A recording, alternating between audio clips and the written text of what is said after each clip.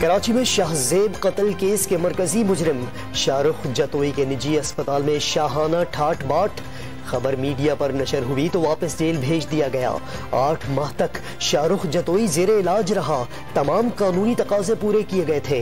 कमरुल इस्लाम अस्पताल इंतजामिया का मौक़िफ़।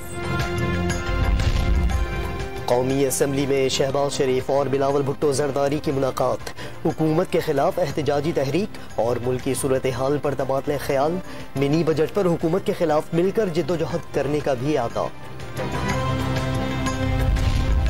कराची में PSP सरबराह मुस्तफ़ा कमाल की जमात इस्लामी के धरने में आमद। वफाक की हुकूमत से एहतजाज का नोटिस लेने का मुतालबा। सिंध का नया बल्दियाती कानून मुतनाज़ा करार दे दिया।